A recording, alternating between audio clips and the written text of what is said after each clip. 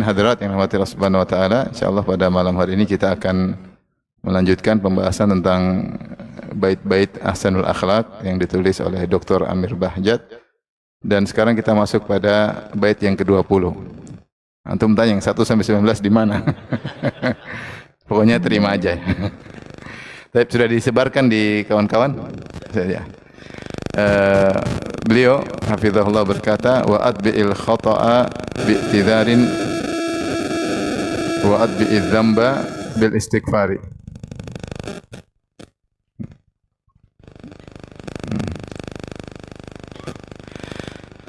Beliau berkata, susulkanlah kesalahan atau iringilah dengan kesalahan dengan minta maaf atau minta uzur. Wa adbi'iz dzamba bil istighfari, dan susulkanlah dosa dengan istighfar kepada Allah Subhanahu wa taala. Di antara akhlak yang mulia yang ini menunjukkan akan keberanian dan juga menunjukkan akan tawadhu, yaitu berani meminta maaf jika melakukan kesalahan. Karena kita tahu kalau kita tidak minta maaf, urusannya panjang di akhirat. Dan ini adalah pedoman hidup kita. Kalau kita punya salah, maka segera kita maaf. Pastikan bahwasanya atau kita usahakan kita keluar dari dunia ini menuju alam berikutnya dalam kondisi tidak berbuat salah sama orang. Dan kalau kita berbuat salah, kita berusaha minta maaf agar perkaranya selesai. Oleh karenanya ketika Umar bin Khattab radhiyallahu anhu ditikam, maka dia bertanya, siapa yang menikamku? Yaitu gulam Majusi, ada seorang budak Majusi, yaitu Abu Lu'lu' al-Majusi yang menikamnya. Maka kemudian Umar pun muji Allah yang menjadikan pembunuhnya adalah non-muslim. Karena Umar tidak ingin punya masalah di akhirat dengan seorang muslim. Ya, kita enggak ingin urusan kita berlanjut di akhirat.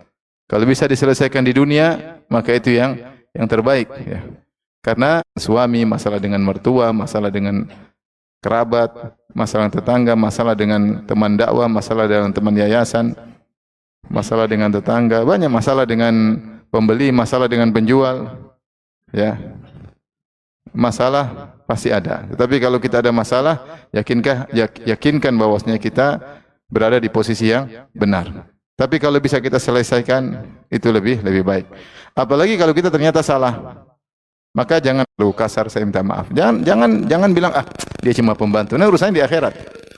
Makanya ketika Abu Mas'ud memukulin budaknya, maka Rasulullah SAW berteriak dari belakang, ya Abu Mas'ud, wa'lam annallaha aqdar alaika minka alaihi, ya. Atau kama qala Nabi sallallahu alaihi wasallam, ya. Ketahuilah bahwasanya Allah lebih mampu atas dirimu daripada engkau terhadap budakmu. Ya. Maka Abu Mas'ud pun berhenti dan akhirnya memerdekakan budaknya. Kalau kita punya salah sama istri, jangan ragu-ragu minta maaf. Dengan kata-kata bijak, sayang, kemarin papi salah. Ya. Ini papi bawa emas meskipun 5 gram. Mohon maaf atas kesalahan papi, ya. Mami enggak cukup 5 gram, ya mau berapa? Jadi mau saya jangan ragu-ragu minta maaf. Sama kawan minta maaf dengan kata-kata yang menunjukkan kita merendah, karena memang kita ada posisi apa? Salah. Dan sekali-sekali jangan pernah meremehkan orang, ya. Kita meremehkan bawahan kita, orang di jalan kita remehkan, kita enggak minta maaf, ternyata bencana bagi kita di dunia, bisa jadi diangkat tangan kemudian berdoa kepada Allah Subhanahu wa taala, kemudian berujung musibah di akhirat. Oleh karenanya di antara akhlak yang sangat mulia minta maaf. Makanya ini dicontohkan oleh Nabi Musa alaihissalam ketika dia melakukan kesalahan kepada Khadir. Khadir sudah bilang jangan tanya-tanya kalau ikut saya, ya.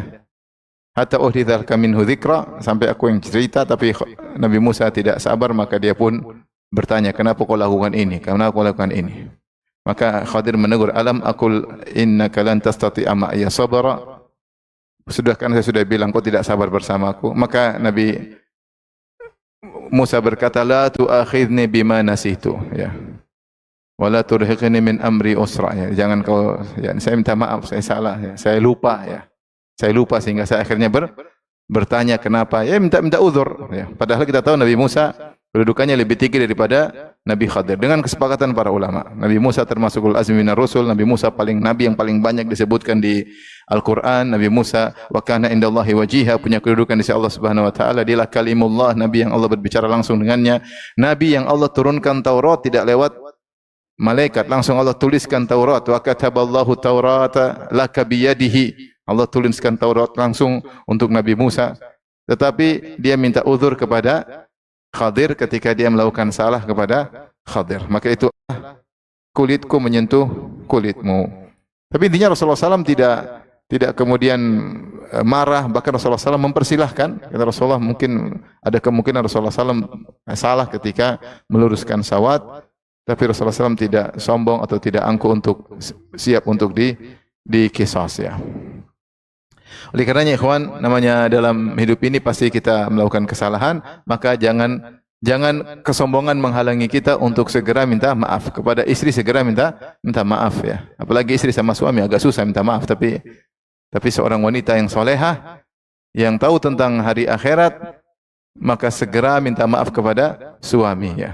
Apalagi di antara ciri wanita terbaik penghuni surga adalah wanita yang ingin permasalahan rumah tangga segera selesai ya. Kata Rasulullah SAW, di antara ciri wanita penghuni surga adalah al-a'ud ala zawjiha, yang selalu kembali kepada suaminya. Idza zalamat au zulimat, kalau dia yang bersalah ataukah suaminya yang bersalah, maka dia pun datang kepada suaminya fawada'at yadaha ala yadihi, kemudian dia meletakkan tangannya di atas tangan suaminya. Kemudian dia berkata, la adzuku ghamdan hatta tarda, aku tidak bisa tidur wahai suamiku sampai kau ridha kepada aku. Ini wanita salehah. Apapun yang terjadi, apakah suaminya yang salah ataukah dia yang salah, apalagi kalau dia yang salah, maka dia segera minta maaf agar permasalahan segera selesai. Oleh karenanya Nabi menjadikan ini salah satu ciri wanita penghuni surga, isyarat bahwasanya wanita sulit minta maaf. Wanita sulit minta maaf, ada egonya. Ya, namanya wanita ingin disayang, ingin disanjung. Ketika dia minta maaf, dia merasa harga dirinya turun ya. Padahal tidak. Kalau dia melakukan sunnah Nabi, pasti dia semakin dicintai oleh suami. Sering setan membisikkan, kamu ngapain, nanti kau ini harga dirimu jatuh kalau minta maaf. Tidak, minta maaf. Sunnah Nabi berkah. Siapa yang melakukan sunnah Nabi, maka dia akan semakin mulia di sisi Allah Subhanahu wa taala. Jadi ini salah satu akhlak yang sangat mulia, yaitu kalau melakukan kesalahan segera minta maaf kepada siapapun orangnya. Taib. Berikutnya penyair berkata, wa'atbi'iz dzamba bil istighfar. Kalau melakukan dosa maka segera beristighfar, Tentunya kita, sebagaimana kita sadari, kita manusia yang tidak luput dari dosa. Rasulullah telah mengatakan, kullu bani Adam khata' wa khairul khata'ina tawabun. Bahwasanya seluruh anak Adam khata'. Khata' itu sifat mubalaghah yang maknanya selalu berdosa.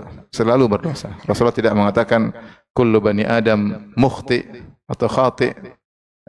Rasulullah mengatakan khata', itu selalu melakukan dosa. Wa khairul khata'ina at-tawwabun, dan sebaik-baik orang yang sering melakukan dosa, yang sering bertobat. Allah juga berfirman, ya ibadi innakum tukhti'una bil-laili wan-nahar. Wahai hamba-hambaku, kalian melakukan kesalahan di siang hari maupun di malam hari. Sifat dasar manusia adalah melakukan kesalahan. Kita bukan malaikat yang tidak pernah salah, tapi kita manusia yang sangat mungkin dan sering melakukan dosa-dosa.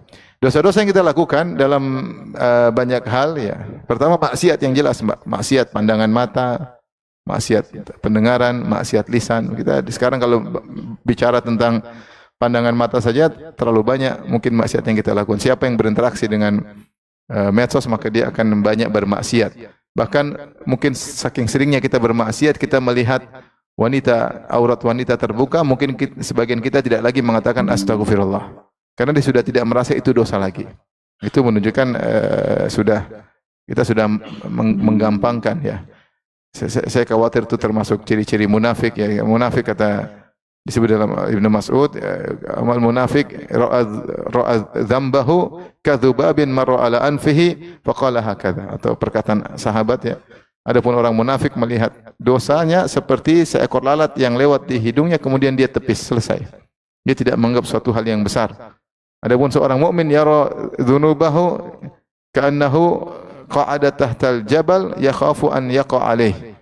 Adapun orang beriman dia melihat dosanya seakan-akan dia sedang duduk di bawah sebuah gunung, dia khawatir gunung tersebut menjatuhinya.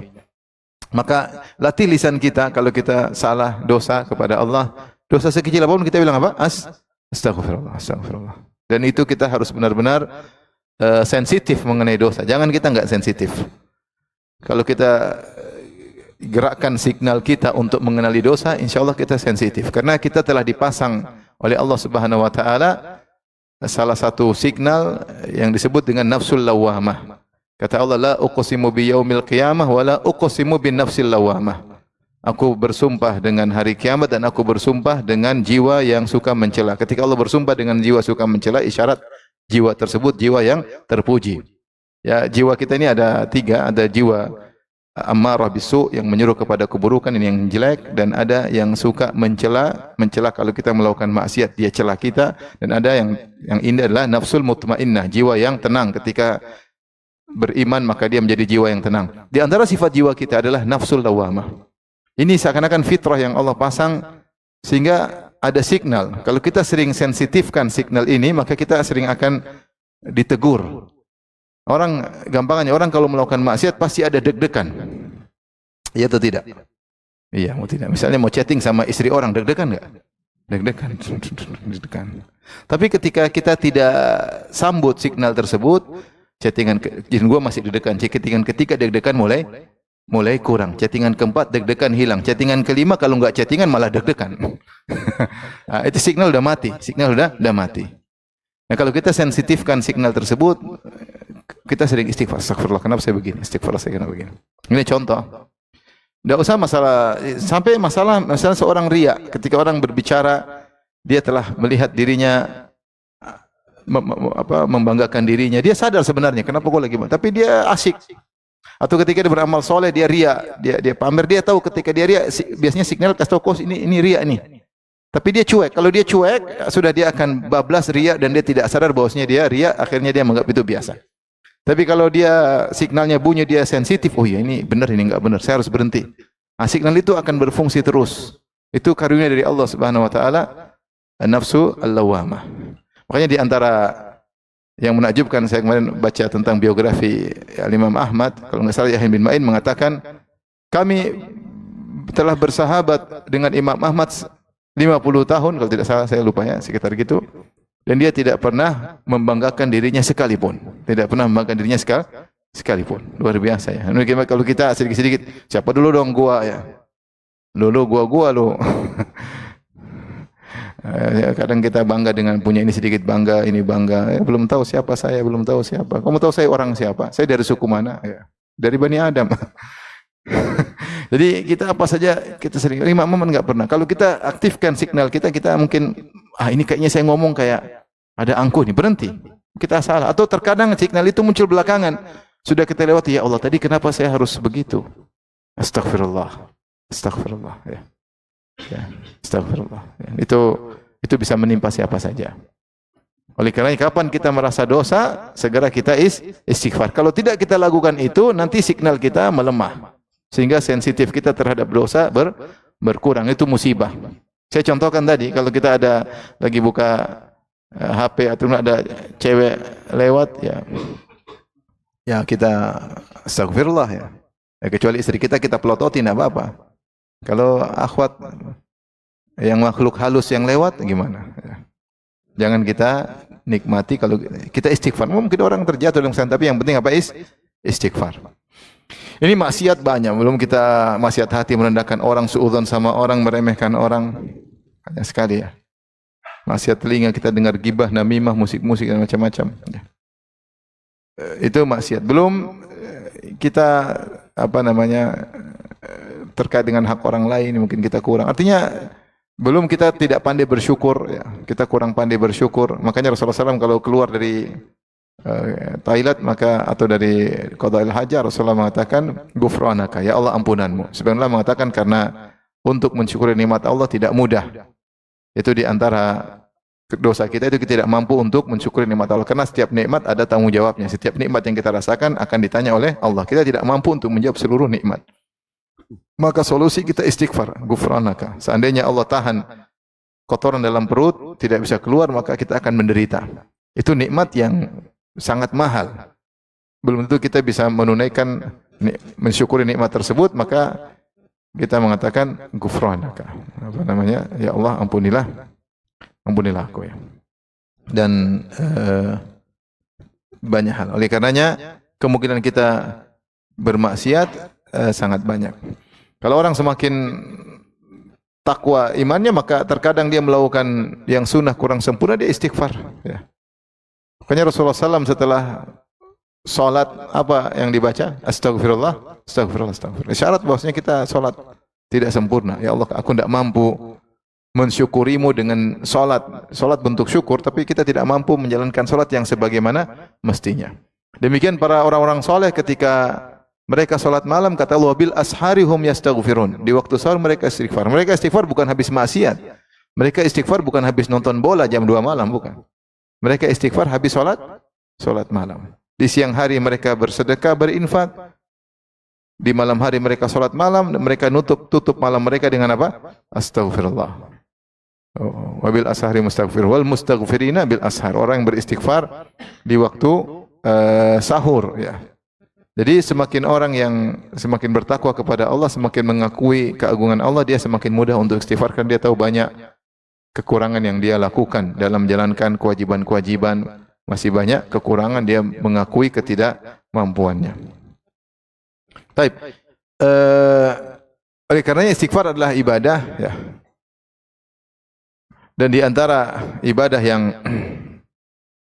yang penting terkait dengan istighfar adalah al-i'tirafu bidzam, mengakui dosa, mengakui dosa. Mengakui dosa. Kita istighfar, kita mengakui dosa. Seperti perkataan Rasulullah SAW kepada Aisyah ketika Aisyah dituduh berzina dalam kisah haditsatul ifk ya. Kemudian wahyu tidak turun-turun sehingga akhirnya Rasulullah mengambil sikap sebagai bentuk kehati-hatian. Rasulullah tidak mendatangi istrinya. Karena Rasulullah tidak bisa pastikan Aisyah ini berzina atau tidak. Tentu dia husnudzon, tapi dia enggak bisa pastikan karena dia tidak tahu ilmu gaib ya. Maka akhirnya Aisyah minta izin pergi ke dua orang tuanya, maka Rasulullah izinkan. Kemudian Rasulullah datang kepada Aisyah setelah lama wahyu tidak turun.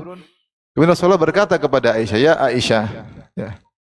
In kunti bari'atan fasayubarri'ukillah." Kalau memang kau bersih, tidak sebagaimana tuduhan orang-orang yang mengatakan kau berzina dengan Sofwan bin Mu'attal As-Sulami, maka Allah akan mensucikanmu. Itu Allah akan bela engkau. Kemudian Rasulullah sebutkan kemungkinan kedua. Wa in kunti alamti bidzamb. Tapi kalau kau melakukan dosa, fastaghfirillah wa tubi ilaih, maka istighfarlah dan bertobatlah kepada Allah. Fa innal abda idza i'tarafa bi dzambihi wa taba alaih wa taba ila Allah taballahu alaih. Sungguhnya seorang hamba jika mengakui dosanya, i'tiraf bi dzamb. Sungguhnya seorang hamba kalau mengakui dosanya dan bertobat kepada Allah, maka Allah akan menerima tobatnya. Ketika Rasulullah ngomong demikian, maka Aisyah pun tadinya menangis, tangisannya pun berhenti karena Aisyah kecewa ya, di harapan dia Rasulullah membela dia. Harapan dia suaminya berkata, engkau tidak melakukannya, engkau pasti bersih. Tapi Rasulullah juga enggak mungkin mengatakan demikian karena Rasulullah SAW tidak tahu hal gaib. Sehingga Rasulullah menyebutkan dua kemungkinan. Ada kemungkinan kau suci, tentu itu yang Rasulullah inginkan. Tapi ada kemungkinan kau berdosa. Tapi semuanya ada solusinya. Kalau kau suci, Allah akan sucikan engkau, bela engkau. Kalau kau dosa, tinggal bertaubat. Maka Aisyah akhirnya kecewa. Kemudian air matanya berhenti. Kemudian dia berkata kepada ayahnya, Ya abi ajib anni Rasulillah. Ya ayahku, bela aku. Yaitu bantah Rasulullah bahasa gampangnya. Bela aku atas ucapan Rasulullah SAW. Kata Abu Bakar, apa yang harus aku katakan?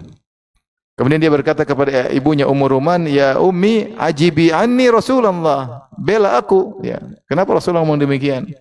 Kemudian ternyata turun firman Allah dalam surat An-Nur sekitar 15 ayat membela Aisyah radhiyallahu taala. Tapi yang perhatian kita di sini Rasulullah mengatakan, "Innal 'abda idza tarafa bi dzambihi." Sungguhnya seorang hamba jika mengakui apa?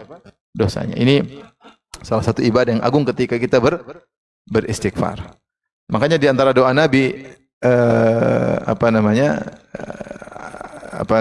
pengakuan terhadap dosa seperti Sayyidul Istighfar, abu'u bidzambi, ya Allah aku mengakui dosa yang belum bisa aku tinggalkan, Abu'u laka bi ni'matika alayya, aku mengakui nikmat-nikmat yang kau berikan kepadaku. Abu'u bi dzambi, aku mengakui dosa-dosaku.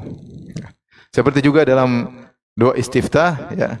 Wajjahtu wajhiya lilladzi fataras samawati wal ardh hanifa wa ma ana minal musyrikin. Inna salati wa nusuki wa mahyaya wa mamati rabbil alamin la syarika lahu wa bidzalika umirtu wa ana minal muslimin. Kemudian Allahumma kemudian Rasulullah memuji Allah Subhanahu wa taala, kemudian Rasulullah berkata, Allahumma anta rabbi wa ana abduk, zalamtu nafsi wa i'taraftu bi dzambi faghfir li dzunubi jami'an innahu la yaghfiru dzunuba illa anta. Ini dalam doa istiftah, ya.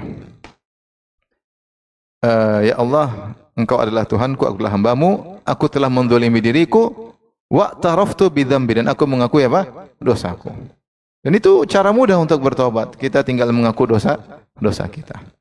Dan kalau kita mengaku dosa kita di hadapan Allah, tidak susah, tinggal sampaikan. Berbeda kalau kita mengaku dosa di hadapan di sidang, susah. Kita kalau mengaku dosa kita akan hina. Kalau kita mengaku dosa semakin ketangkap. Penjaranya semakin panjang, jadi ngakunya sebagian-sebagian. Kadang kita ngaku saja butuh lawyer untuk menjelaskan. Ya.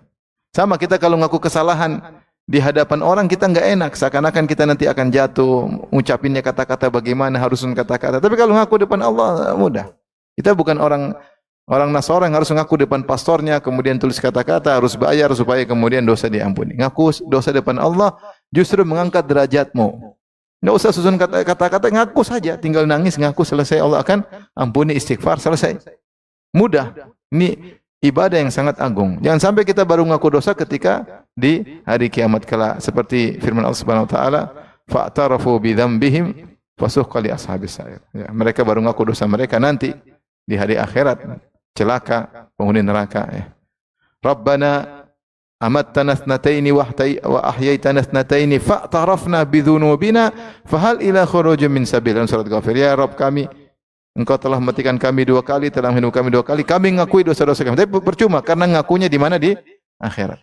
Maka kawan, kita butuh duduk, ngakui, hisab diri kita, renungkan dosa-dosa kita, ngaku, ya Allah, aku tidak mampu, aku lemah, hambamu yang lemah, hambamu yang tertawan dengan syahwatnya, hambamu yang tidak bisa melepaskan pekerjaan ini karena bertawakal kepada yang salah kepada pekerjaannya, hambamu yang bersuudzon kepadamu, ya. Ngaku aja, tinggal bicara pada Allah Subhanahu wa taala, angkat tangan menangis. Karena hamba jika mengakui dosanya, istighfar, Allah akan ampunkan dosa-dosanya. Ya. Oleh karena di antara adab yang mulia kepada Allah Subhanahu wa taala, jika melakukan dosa segera istighfar. Dan ini salah satu sebab kebahagiaan. Sebagaimana dikatakan Ibnu Qayyim dalam kitab Al-Wabilus Sayyib, dia mengatakan bahwasanya unwanus sa'adah, tanda kebahagiaan bagi seorang hamba, idza u'tiya syakara wa idza ubtiliya sabara wa idza aznaba istaghfar. Seorang hamba jika diberi kenikmatan dia bersyukur, jika diberi kesulitan dia bersabar, jika berdosa dia beristighfar. Siapa yang, dan kedudukan seorang hamba tidak terlepas dari 3 ini. Kita ini apa? Dalam kita sedang dapat nikmat, atau sedang diuji, atau sedang taat, atau sedang maksiat. Nah, kalau kita lagi maksiat, ada solusinya, istighfar. Dan itu sangat dicintai oleh Allah Subhanahu wa taala, seorang yang berdosa kemudian beristighfar, ya. Bahkan lihat, ya, seandainya orang-orang munafik mereka istighfar, Allah akan ampuni mereka. Kalau mereka jujur istighfar mereka, kata Allah, wala annahum idz zalamu anfusahum ja'uka fastaghfirullah wastaghfara lahumur rasul. Seandainya orang munafik tersebut ketika mereka berbuat kezaliman terhadap diri mereka, mereka datang kepadamu, lantas mereka beristighfar kepada Allah. Dan Rasulullah pun mohon ampunan buat mereka, lawajadullaha tawwabar rahima. Maka mereka akan mendapati Allah Maha penerima taubat dan Maha penyayang. Orang munafik aja kalau mereka jujur istighfar, Allah akan ampuni. Bahkan orang kafir yang mencela Allah Subhanahu wa taala, yang mengatakan Allah punya anak, ya. Allah berfirman tentang mereka, laqad kafaral ladzina qalu innallaha huwal masih ibnu Maryam, tentang orang Nasara. Sungguh telah kafir orang-orang yang berkata sungguhnya Allah adalah Nabi Isa. Kemudian Allah juga berfirman, laqad kafara alladziina qalu innallaha tsalitsu tsalatsa. Sungguh telah kafir orang yang mengatakan Allah satu dari yang tiga. Meskipun demikian, Allah masih buka pintu taubat, kata Allah, afala yatubuna ilallahi wa yastaghfiruna. Tidakkah mereka bertaubat kepada Allah dan beristighfar kepada Allah, wallahu ghafurur rahim. Sungguhnya Allah Maha Pengampun lagi Maha Penyayang. Pintu taubat, pintu istighfar dibuka kepada orang munafik, dibuka kepada orang-orang Nasara yang menuduh Allah punya anak, ya. Maka seorang jangan ragu-ragu untuk istighfar. Maka benarlah sabda Nabi sallallahu alaihi wasallam, tuba liman wajada fi sahifatihi istighfaran katsira. Sungguh beruntung orang yang mendapati dalam catatan amalnya banyak istighfar. Jadi kita ini habis waktu karena medsos. Saya dulu di Madinah sering kalau lagi ngantri tulisan imla faraghaka bil istighfar. Penuhi kesengganganmu atau waktu luangmu dengan apa? Istighfar. Orang lihat, astagfirullah, astagfirullah. Sekarang enggak ada, lihat HP semua.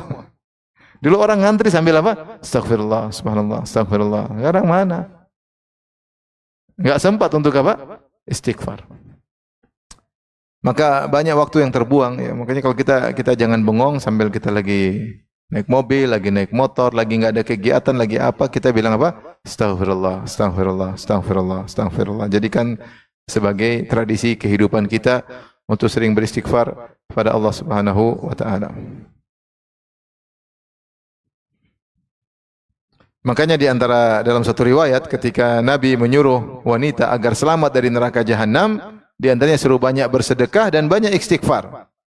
Dalam hadis riwayat Muslim, Nabi SAW berkata, ya ma'syaran nisa, wahai para wanita sekalian, tasaddaqna, bersedekahlah kalian, wa akthirna minal istighfar, dan perbanyaklah istighfar. Fa inni ra'aitukunna aktsara ahlin nar. Aku melihat kalian mayoritas penghuni neraka jahanam. Maksudnya Rasulullah ingatkan agar kalian tidak masuk neraka, solusinya dua. Banyak bersedekah, banyak beristighfar. Tapi kalau tidak pernah istighfar, pelit, ini repot, ya. Ini namanya bertahan di neraka jahanam, bertahan di neraka jahanam. Taib. Dan kita husnudzan ketika Allah mengilhamkan kita untuk istighfar, berarti Allah mau menerima tobat kita. Karena kalau Allah tidak ingin kita bertobat, Allah tidak kasih ilham, ya. Tapi ketika Allah ilhamkan istighfar, maka jangan kita lepaskan kesempatan tersebut. Ini kita telah diberi ilham baik oleh Allah, digerakkan hati kita, ya. Wa alhamaha fujuraha wa taqwaha. Allah menggerakkan hati kita untuk beristighfar. Pertanda Allah sayang sama kita. Berarti lisan kita masih mau dibasahin dengan apa? Istighfar. Maka jangan tunda. Segera istighfar. Nanti kalau sudah kita tunda, tadi saya bilang signal kita sudah tidak sensitif lagi, sehingga kita ini cuek, kita enggak istighfar, sudah. Akhirnya kita menganggap itu bukanlah suatu dosa karena sudah sering dan berulang-ulang dan kita tidak istighfar. Beda orang sering tapi dia istighfar terus. Dia tetap itu merasa itu dosa. Melakukan maksiat dia tobat, melakukan maksiat dia nangis lagi, tetap dia merasa itu dosa. Tapi kalau dia sudah enggak mau bertobat, dia enggak mau istighfar, sudah akhirnya signalnya mati. Kadang orang tidak kuasa, dia ditawan oleh syahwatnya, ditawan oleh dunianya, ya. Disuruh ninggalin riba, mau gimana ninggalin riba? Uang saya dari situ, kalau saya enggak riba gimana mau makan? Akhirnya terus maksiat, ya. Tapi setiap dia melakukan riba dia bertobat, tetap dia merasa itu dosa. Tapi kapan dia mulai meninggalkan istighfar, maka signalnya akan mati sehingga dia menganggap itu biasa-biasa saja. Ini musibah kalau sudah seperti itu, hati sudah rusak. Tapi kita lanjutkan syair yang ke-21, wa afshis salama sahibil akhyara la tu'dhi insanan akhussul jara. Kata beliau, tebarkanlah salam dan bergaulah dengan orang-orang baik. Jangan ganggu seorang pun, terlebih lagi adalah tetangga. Tebarkanlah salam, bergaul dengan orang baik, jangan ganggu seorang pun, terutama tetangga. Yang pertama di antara adab yang mulia, tebarkan salam. Dan ini mungkin dianggap sepele, tapi tidak sepele bagi Nabi SAW. Maka Rasulullah berkata, la tadkhulul jannata hatta tu'minu. Kalian tidak masuk surga sampai kalian beriman. Wala tu'minu hatta tahabu. Dan kalian tidak beriman sampai kalian saling mencintai. Jadi masuk surga harus beriman. Beriman tidak bisa kecuali saling mencintai. Awala adullukum ala syai'in idza fa'altumuhu tahabbtum. Maukah tunjukkan kepada kalian tentang suatu perkara jika kalian melakukannya kalian saling mencintai, afsus salama bainakum. Tebarkanlah salam di antara kalian. Ini kita mau orang salam. Bahkan Rasulullah sebutkan di antara tanda-tanda hari kiamat, salam ala man tak ya'rif, hanya kepada salam kepada orang yang kita kenal ya. Ya. Itu salah satu tanda hari kiamat. Dan di antara amal soleh yang diajarkan oleh Nabi sallallahu alaihi wasallam, mengucapkan salam kepada orang yang kau kenal dan orang yang kau tidak kenal. Makanya Ibnu Umar radhiyallahu anhuma sengaja pergi ke pasar kemudian mengucapkan salam kemana-mana. Assalamualaikum warahmatullahi, assalamualaikum warahmatullahi, assalamualaikum warahmatullahi. Dan di antara konten dakwah Nabi yang pertama kali ketika Nabi ke Madinah, kata Abdullah bin Salam, awwalu kalamin sami'tuhu minan Nabi sallallahu alaihi wasallam, ya ayuhan nas afsyus salam. Perkataan pertama, isi dakwah Nabi yang pertama kali saya dengar ketika Nabi ke Madinah, Rasulullah berkata, wahai manusia sekalian, tebarkanlah salam. Berarti ini perkara penting. Kenapa? Karena salam adalah kunci untuk menjalin kasih sayang di antara kaum mukminin. Kita bisa rasakan, misalnya kita bilang kirim salam buat si fulan. Orang tersebut, oh kirim salam sama saya. Sehingga mungkin ada suudzon akan hilang. Mungkin ada keangkuhan akan hilang. Ya. Mungkin ada kejengkelan akan apa? Hilang. Hanya dengan kirim apa? Kirim salam. Ya. Kirim salam. Assalamualaikum. Itu padahal tidak salam langsung. Bagaimana kalau ketemu langsung? Assalamualaikum warahmatullahi wabarakatuh. Bagaimana kalau jabatan tangan? Bagaimana kalau lama tidak bertemu kemudian mu'anak? Assalamualaikum sambil berpelukan, tentu ini menambah kasih sayang karena sentuhan badan punya pengaruh. Sentuhan badan punya pengaruh. Sekalian perkataan, sentuhan ada pengaruh. Kalau salam, assalamualaikum warahmatullahi wabarakatuh, dosa berguguran. Dan ada pengaruh, hati menjadi terjalin. Kita kalahkan syaitan yang ingin mengadu domba di antara manusia. Syaitan tidak pernah putus asa untuk mengadu domba di antara manusia. Di antara cara untuk melawan syaitan dengan menebarkan apa? Salam. Menebarkan salam. Ya. Maka jangan menyepelekan menyebarkan salam. Maka Rasulullah menyatakan hakul muslim alal muslim sittun. Di antara hak muslim terhadap muslim yang lain 6 perkara.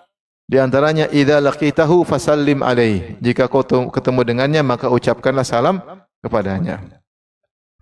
Maka ikhwan, kita mengucapkan salam kepada orang muslim. Kalau kita ketemu jangan pelit untuk mengucapkan salam. Kita bilang assalamualaikum warahmatullahi wabarakatuh. Kita doain dia keselamatan bagimu dan rahmat Allah bagimu. Dan berusaha kita kirim salam kepada siapa saja. Tentunya orang yang kita kenal lebih utama, tapi bukan berarti kita batasi. Orang tidak kenal juga kita ucapkan apa? Salam. Assalamualaikum warahmatullahi wabarakatuh. Kita masuk ke assalamualaikum warahmatullahi wabarakatuh. Sambil ngelihat sebentar, assalamualaikum warahmatullahi wabarakatuh. Kita beri salam juga dengan adab. Ya, Allah berfirman, wa idza huyitum bitahiyyatin fahayyu bi ahsana minha aw rudduha. Kalau kalian disalamin, maka balas salam tersebut dengan lebih baik atau yang setimpal. Ya, orang bilang assalamualaikum, kita minimal bilang waalaikumsalam atau kita tambah waalaikumsalam warahmatullah. Kalau dia bilang assalamualaikum warahmatullah, kita berusaha jawab waalaikumsalam warahmatullahi wabarakatuh, atau minimal kita bilang sama waalaikumsalam warahmatullah. Dan sebenarnya Allah mengatakan bukan cuma ucapan, bahkan suasana ketika mengucapkan salam kita berusaha balas juga. Kalau dia salam dengan senyum, kita balas dengan apa? Senyum. Kalau dia salam hangat, kita balas dengan salam hangat. Kalau dia gembira ketika salam kepada kita, kita juga gembira salam kepadanya, kecuali ada uzur syar'i. Bila ada uzur syar'i. Dengan demikian terjalin kasih sayang ya. Dan kadang-kadang kita tidak pede mengucapin salam. Padahal ucapin aja ya. Kadang enggak enak ganggu dia. Tapi ucapin aja. Assalamualaikum. Teman orang Islam, assalamualaikum ya. Kalau kita masuk restoran ada orang pakai baju muslim, kita bilang apa? Assalamualaikum. Jangan bilang ini apa ini? Enggak. Siapapun orang muslim. Bahkan hadis umum, bahkan kepada orang pelaku maksiat kita salamin aja ya. Selama dia seorang muslim. Rasulullah tidak mengatakan hak kepada seorang mukmin, enggak. Kepada muslim, selama dia masih muslim kita ucapkan salam. Kecuali kita dalam kasus boikot hajar ya. Tapi kan secara umum hajar tidak bisa diterapkan zaman sekarang. Kalau dalam hajar, jangankan kepada pelaku maksiat, orang mukmin pun kalau melakukan kesalahan kita hajar. Tapi selama kita tidak menjalankan kaidah hajar, memboikot pelaku maksiat dan memboikot pelaku ahlul bidah, maka kita tebarkan salam. Sunnah Nabi kita kembali kepada hukum asal, setiap muslim disalami. Apapun kondisinya, ya, maka kita ucapkan salam. Dan ini sunnah Nabi sallallahu alaihi wasallam. Baik. Maka saya ingatkan, ya, kalau salam yang baik, jadi salam sambil assalamualaikum ya, sambil senyum kalau bisa, kecuali senyum antum berat ya, Allah alam. Kalau bisa sambil senyum. Kalau kita bisa sambil angkat tangan, Assalamualaikum, ya, enggak apa-apa. Jadi kelihatan kita happy ketika mengucapkan salam atau menjawab salam, agar salam tersebut lebih mengena, lebih bermakna. Adapun kita mengucapkan salam seakan kewajiban, Assalamualaikum sambil enggak lihat tuh enggak enak, malah dinilai sombong. Bukannya semakin menjalin hati, tapi semakin memisahkan hati. Karena kadang orang mengucapkan salam hanya sekedar kewajiban aja. Sehingga dia mengucapkan salam pun tidak tulus dari hatinya. Ini kurang berpengaruh. Assalamualaikum. Waalaikumsalam. Repot kalau gitu. Ya. Assalamualaikum. Kan gimana kan? Sambil justru dalam salamnya kelihatan keangkuhannya. Justru dalam salamnya kelihatan apa? Keangkuhannya. Jadi jangan kita ucapkan salam ada tujuannya. Rasulullah mengatakan, awala adullukum ala syai'in idza fa'altumuhu tahabbtum, awala adullukum ala syai'in idza fa'altumuhu tahabbtum. Maukah aku tunjukkan kepada kalian suatu perkara yang jika kalian lakukan maka kalian saling mencintai? Tebarkan salam di antara kalian. Berarti salam kita itu sebab untuk saling mencintai. Maka cara salam juga penting. Cara salam juga penting, yaitu dengan tulus, dengan niat karena Allah Subhanahu wa taala. Ya, untuk mengambil hati seorang, ya. Bahkan kita ada orang-orang miskin yang susah kita salami, Assalamualaikum. Mereka senang, ya. Mereka senang, ya. Antum lewat ada truk tukang sampah, antum Assalamualaikum. Kalau orang Islam bilang aja Assalamualaikum, ya. Segera lari biar enggak kena bau, tapi Assalamualaikum, ya kan. Cuma kita lalai, ini di antara tanda-tanda hari kiamat, ya. Orang tidak salam kecuali kepada yang dia kenal. Ya, repot seperti itu. Padahal kalau kita menebarkan salam berarti kita menebarkan doa. Di mana-mana kita mendoakan kaum muslimin agar mereka mendapatkan keselamatan dari Allah Subhanahu wa taala. Azan kah? Hah? Azan. Jadi habis ini gimana? Azan dulu. Hah? Azan dulu ya. Azan. Belum. Oh, beda ya. Ini di Jakarta tuh kan? Kayaknya jauh sekali, tadi saya jalan dari 4:30 baru sampai. Jakarta ujung ini ya? Ya, pinggiran. Udahlah, sudah terlanjur, nanti azan dulu dah. Berapa menit lagi azan? Satunya sudah. Kita break dulu, ya. Habis azan terus lanjut dulu. Ya sudah. Habis azan kita lanjut.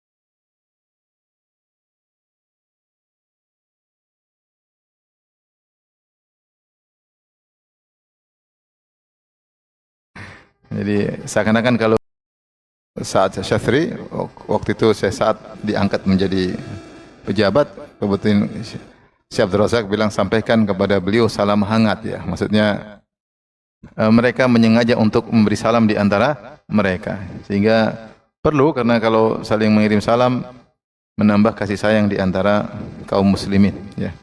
Terutama para dai ya, jangan pelit-pelit kirim salam, jangan mau yang dia kirim salam sama saya lah, bukan saya yang kirim salam sama dia.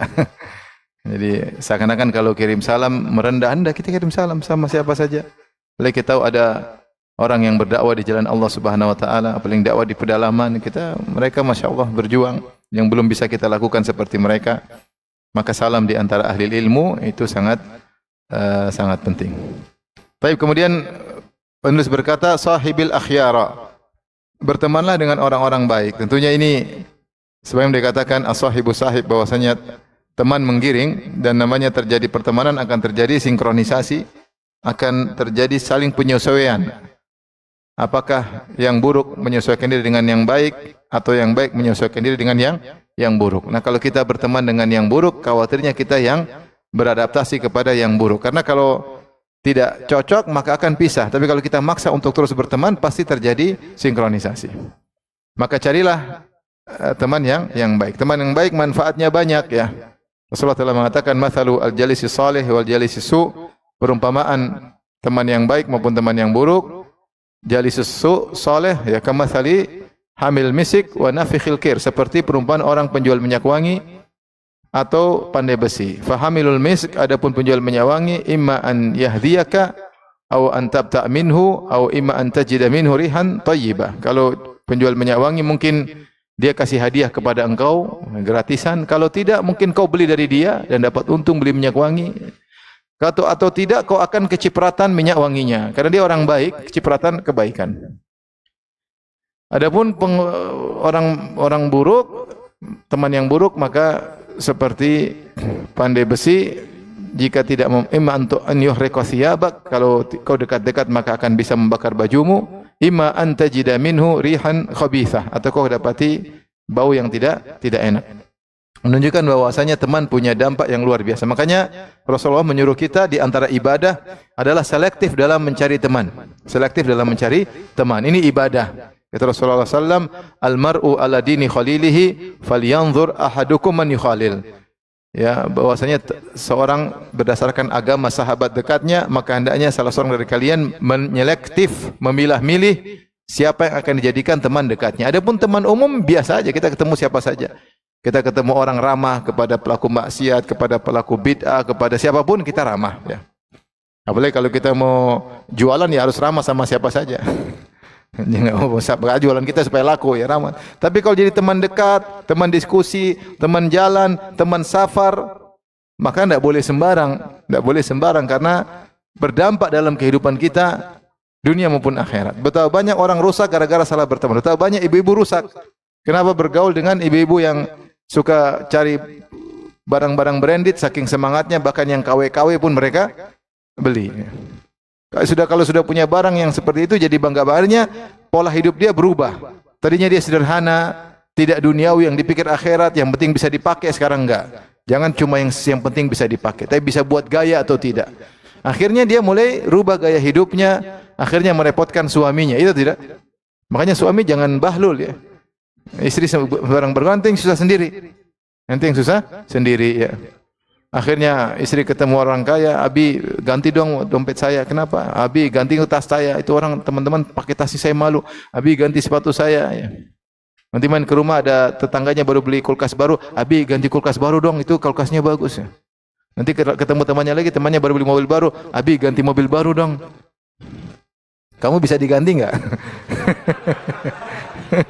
Kamu minta ganti sebenarnya. Kamu bisa diganti enggak? Bisa diganti, Abi belikan bilang. Jadi subhanallah, jangan sampai salah bergaul ya. Teman itu penting. Ya, teman yang terbaik adalah yang buat iman kita bertambah. Ketika Rasulullah menjelaskan khairun nas alladzina idza ru'u dzukirallah. Orang yang terbaik adalah yang kalau dilihat akan buat kita ingat kepada Allah. Teman yang baik ada yang mengingat kepada akhirat, dunia sementara. Bukan teman yang ngajak kita duniawi terus. Setiap ketemu ngajak duniawi, setiap ketemu ngajak duniawi, setiap ketemu ngobrolannya duniawi. Tidak bicara tentang akhirat. Ini teman yang harus kita hindari. Karena dia mempengaruhi pola hidup kita. Karena sesuatu yang sering kita bicarakan lama-lama merasuk di hati. Ya. Orang pertama misalnya ada lihat jam mahal, ngapain beli jam mahal gitu, bahlul beli jam mahal, jam kok 1 miliar, bahlul lah. Tapi dia punya uang. Akhirnya dia ngobrol ketemu, ini bagus. Lama-lama dia ngobrol terus tentang jam, lama-lama masuk ke hatinya, lama-lama dia beli lebih mahal daripada temannya. Terbawa dia dalam style hidup tanpa dia sadari. Padahal nggak perlu. Itu manusia lemah, dia mudah terbawa. Kalau temannya nggak benar, dia akan terbawa. Ya, terbawa. Kita dulu aja bicara sepeda. Sepeda aja kan coba waktu pandemi semua beli sepeda. Tapi loh, ini sepeda ini gini dari impor. Padahal biasa-biasa, tapi karena kita bicarain terus, akhirnya kita beli yang sangat mahal. Akhirnya bukan keperluan, tapi untuk gaya. Akhirnya pola hidup kita mulai berubah. Kita lebih mementingkan gaya daripada kebutuhan hidup. Dan itu berarti merepotkan kita dihisab ketika akhirat kelak.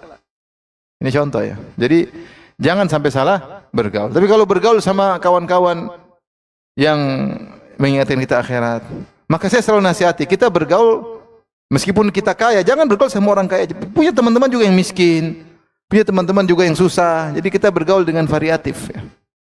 Kita tidak terbawa pola hidup kita, sehingga kita bisa bersyukur melihat teman-teman kita yang susah. Kita bisa bantu mereka, cari pahala dengan bantu mereka. Nah, teman-teman ini bahaya. Baik. Faedahnya teman-teman, kalau teman itu soleh, maka kita akan kecipratan kebaikan. Kecipratan kebaikan. Bahkan kalau kita berteman dengan majelis ilmu, teman-teman majelis ilmu apa? Hum qaumun la yashqa jalisuhum. Majelis ilmu itu adalah suatu kaum, orang yang duduk bersama mereka tidak akan celaka, tidak akan merugi. Sehingga orang yang duduk di majelis ilmu, misalnya niatnya hanya sekedar pingin duduk-duduk aja, ngaji antara dengar dan tidur, seperti antum, ya, mana itu? Sebagian antum. Ngaji pun hanya antara dengar, dia tetap dapat pahala, dapat keberkahan apa? Majelis. Dan sebagian orang mungkin dia ikut kajian, dia enggak paham ini ustaz ngomong apa sih? Haddatsani. Apa enggak usah, tapi itu duduk aja, yang penting majelis ilmu. Dapat pahala enggak? Dapat. Dapat ya. Sampai ada seorang syekh negur orang lain. Ketika ada yang hadir kemudian tidak nyatat. Kamu kenapa enggak nyatat? Kamu ngapain di sini enggak nyatat? Kata dia, saya di sini untuk dapat pahala. Rasulullah bersabda, hum qaumun la yashqa jalisuhum. Mereka adalah para penuntut ilmu atau penjelas ilmu, adalah kaum yang orang duduk sama mereka tidak akan rugi. Akhirnya syekh tersebut terdiam. Dia diajarin sama orang yang malas. Ternyata orang malas juga punya dalilnya. Tapi antum maksudnya tentu yang terbaik sambil belajar serius. Tapi taruhlah ini maksudnya dalil tentang kecipratan kebaikan, kecipratan kebaikan. Sampai sebagian ulama berpendapat mengenai sholat jamaah. Sholat jamaah sebenarnya dalam buku-buku seperti disebut oleh Ibnul Mulaqqin dalam Syarah Umdatul Ahkam, bahwasanya kalau jamaah sholat banyak akan jadi keberkahan sehingga orang sholatnya mudah diterima. Karena ini jamaah berkah, semakin banyak jamaah semakin diberkahi oleh Allah. Kata Rasulullah SAW, salatu salasa khair min salat isnin. Salatnya 3 orang lebih dari 2 orang, 5 orang lebih dari 3 orang. Semakin banyak semakin berkah. Nah, kalau kita masuk dalam ruangan yang banyak, kemungkinan salat kita diterima semakin besar. Karena ada keberkahan apa? Kebersamaan orang-orang saleh. Lihatlah bagaimana jangan manusia, anjing yang bersahabat dengan orang-orang saleh pun kecipratan kebaikan. Allah sebut dengan Ashabul Kahfi punya anjing. Dan anjing tersebut disebut-sebut oleh Allah dalam Al-Quran berulang-ulang. Ya. Wa kalbuhum basitun dhira'ihi bil wasit. Sementara anjing mereka di depan goa ya. Allah juga mengatakan, sayaquluna thalathatur rabi'uhum kalbuhum. Ada yang mengatakan jumlah mereka 3, yang keempat anjingnya. Wa yaquluna khamsatun sadisuhum kalbuhum. Ada yang bilang mereka jumlahnya 5, yang keenam adalah anjingnya. Rajman bil ghaib. Wa yaquluna, hanya menduga-duga. Wa yaquluna sab'atun wa thaminuhum kalbuhum. Ya, ada yang mengatakan mereka 7 orang Ashabul Kahfi, yang ke-8 apa? Anjing. Anjing ini disebut berulang-ulang dalam Al-Quran. Kita enggak pernah disebut. Kita enggak pernah disebut. Kita enggak pernah disebut. Tapi anjing ini kenapa? Dia cuma nemani orang-orang saleh. Kemudian dia kecipratan terkenal sampai para ulama tafsir berselisih. Siapa nama anjing ini? Ini di antara tafsir yang tidak perlu. Tapi maksudnya dalam buku tafsir ada yang bahas anjing ini siapa namanya. Apakah ikut masuk surga atau tidak? Maksudnya saking dia kecipratan apa? Teman orang saleh. Di antaranya ketika orang-orang saleh tersebut mendapatkan karamah, dia juga dapat. Ketika mereka tidur 309 tahun, mereka bangun, akhirnya kita tidur berapa tahun sih? Ada yang bilang 1 hari, ada yang bilang setengah hari. Enggak ada yang menduga kalau mereka tidur 309 tahun. Dan mereka normal-normal saja, bukan kukunya jadi panjang. Kalau kukunya jadi panjang semeter, ini sudah lama ini. Tapi mereka bangun normal aja. Anjing mereka normal enggak kira-kira?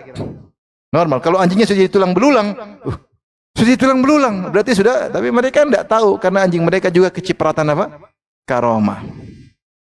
Ini contoh bahwasanya orang kalau beramal soleh kecipratan karomah. Contoh lagi seperti kisah, anda bayangkan kisah 3 orang yang ketika masuk ke goa, ketika hujan, kemudian mereka masuk ke tahu ada batu yang jatuh nutupin goa tersebut. Akhirnya mereka kita tidak akan selamat kecuali masing-masing berdoa dengan doa yang dia andalkan. Maka satu berdoa, ya Allah, saya punya 2 orang tua sudah syaikhani kabirain, sudah sangat tua, dan saya tidak memberikan susu kepada anak-anakku dan istriku kecuali saya berikan susu kepada orang tuaku dulu pagi dan sore. Suatu hari aku pulang terlambat sore hari, orang tuaku sudah tidur kemalaman, saya kemalaman, sudah tidur, akhirnya saya bawa susu. Saya membangunkan mereka, khawatir mereka sedang tidur, maka saya menunggu mereka kapan mereka terjaga di malam hari saya kasih susu. Saya khawatir mereka bangun, saya tidak siap sehingga mereka tidak minum susu. Sementara wasibyan yataghadhaun, anak-anak pada nangis saya tidak kasih karena kebiasaan saya kasih kedua orang tua. Ternyata Allah takdirkan kedua orang tuanya bangun pagi hari. Jadi nongkrong situ nungguin orang tuanya. Allah uji dia.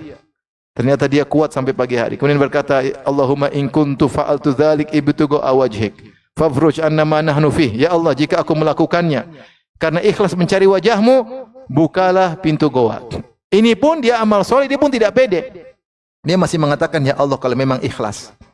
Dia tidak bilang saya pasti ikhlas. Padahal dia tidak bikin status.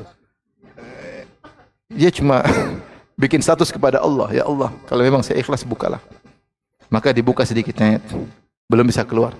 Orang kedua, ya Allah, dulu ada akhwat, ada cewek, saya paling cinta sama dia, sepupuku. Tidak ada lelaki suka sama perempuan seperti cintaku kepadanya. Aku adalah bucin, budak cinta. Sampai aku rayu-rayu dia enggak mau, sampai suatu hari dia datang sendiri. Saya sudah kejar bertahun-tahun dia enggak mau, sampai dia datang sendiri, ternyata dia butuh duit. Maka saya carikan dia emas 100 dinar. Dalam riwayat 120 dinar. 1 dinar 4,4 gram emas. Kalau 120 dinar kira-kira setengah kilo. Saya kasih setengah kilogram emas dengan syarat dia menyerahkan harga dirinya. Akhirnya karena dia butuh, dia terpaksa. Akhirnya ketika saya sudah duduk, sebagaimana seorang suami duduk kepada istrinya, ketika saya melakukan, tiba-tiba dia berkata, ya Abdullah ittaqillah. Wahai fulan, bertakwalah kepada Allah, tafudhal khatam illa bihaqqi. Jangan kau merusak harga diri seorang wanita kecuali dengan haknya.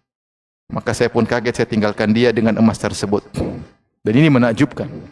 Kenapa menakjubkan? Karena laki-laki kalau sudah berhasrat, otaknya udah enggak jalan. Kalau masih pandangan pertama masih bisa, langsung astagfirullah.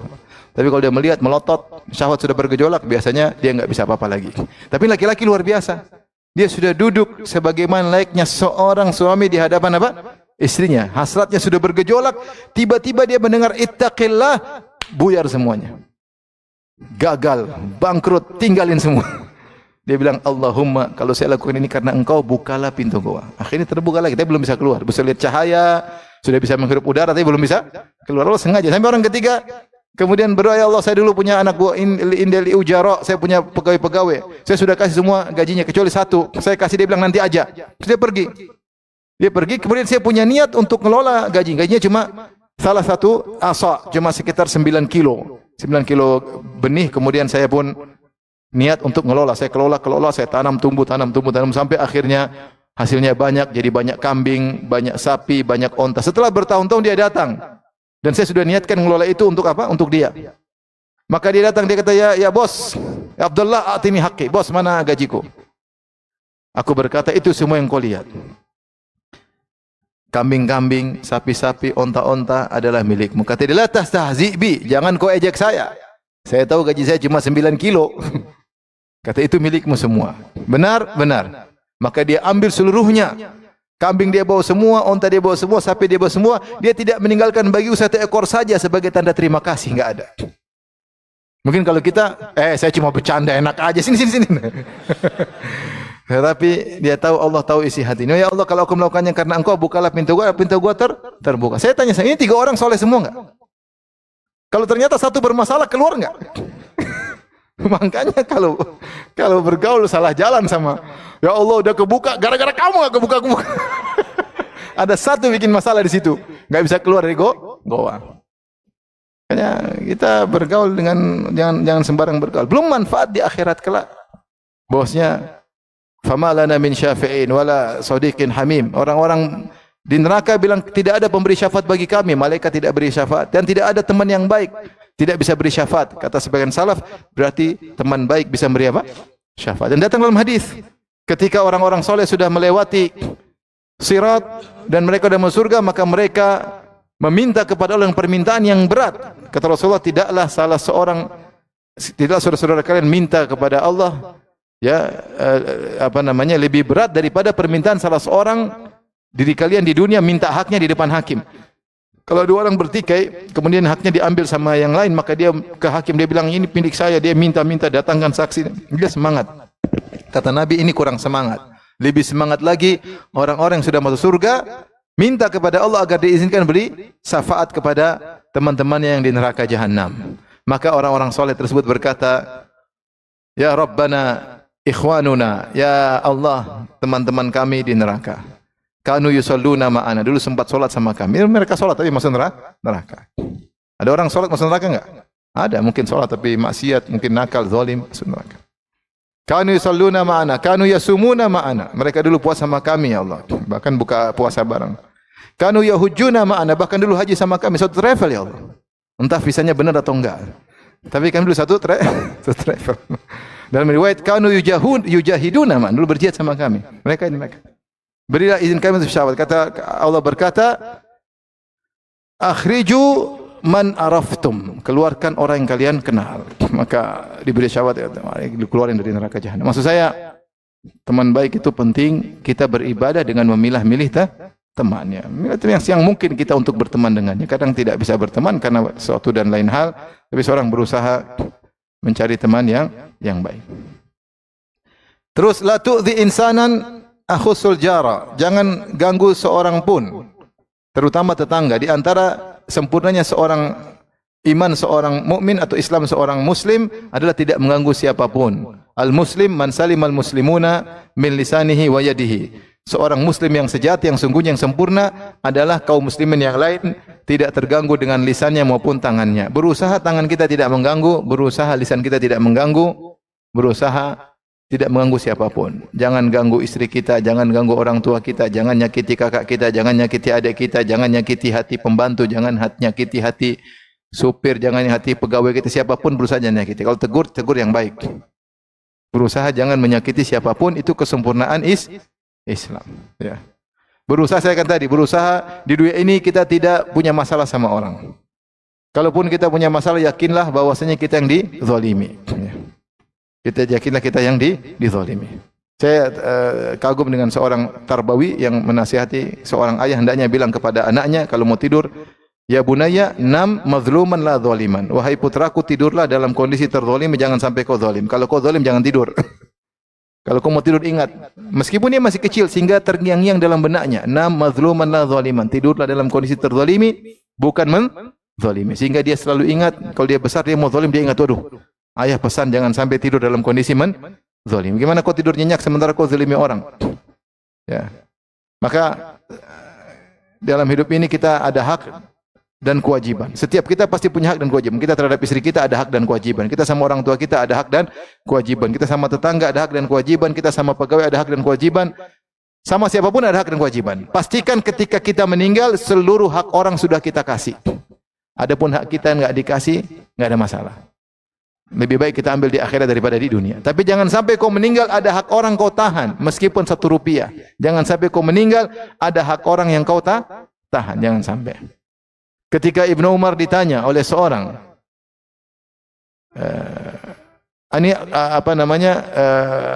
alimni al-ilma kullahu. Ya Ibnu Umar, kabarkanlah kepadaku tentang seluruh ilmu. Maka Ibnu Umar menjawab, al-ilmu kathir, ilmu sangat banyak. Walakin in istata'ta alla talqallah, tapi kalau kau mampu bertemu Allah dalam kondisi khafifaz zahar, khamisal batan, kafal lisan.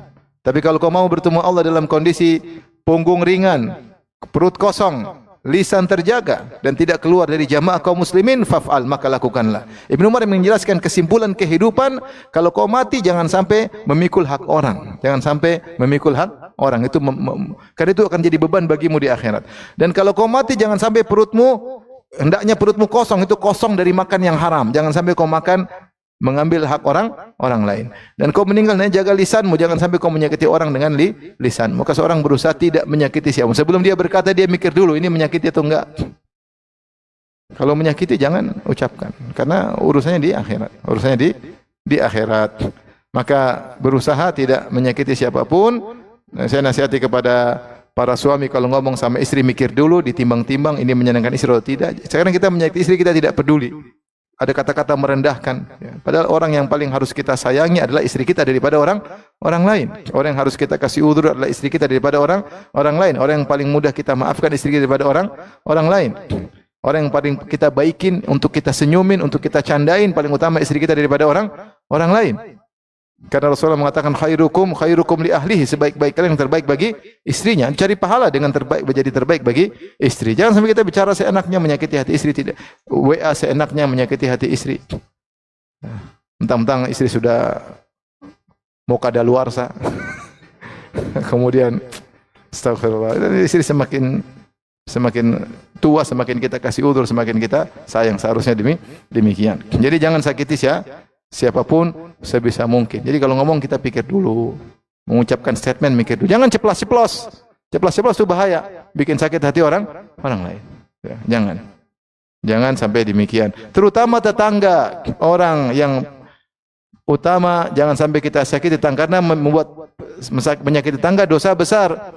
Wallahi la yu'min, wallahi la yu'min, wallahi la yu'min. Demi Allah tidak beriman, demi Allah tidak beriman, demi Allah tidak beriman. Man ya Rasulullah, siapa yang engkau katakan demi Allah tidak beriman sampai 3 kali?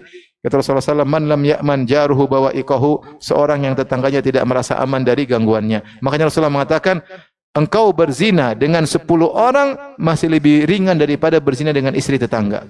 Engkau mencuri dari 10 orang lebih ringan daripada kau mencuri dari tetangga. Ketika Rasulullah SAW ditanya tentang akbarul kabair, dosa apa yang paling besar, maka Rasulullah mengatakan, anta ja'ala lillahi niddan wa huwa khalaqak, engkau menjadikan tandingan bagi Allah untuk kau ibadahi, padahal yang ciptakan engkau hanyalah Allah. Ini dosa besar pertama. Yang kedua, antuzani halilata jarik, engkau menzinahi istri tetanggamu.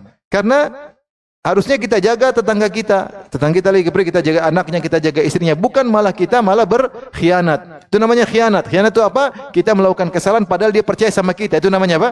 Khianat. Maka dosa kepada tetangga lebih besar berlipat-lipat dari kesalahan kepada orang lain. Bahkan sebenarnya mengatakan perkataan antuzani ada mufa'alah, yaitu ada rayu sedikit-sedikit, rayu akhirnya dari main mata sampai main yang lainnya.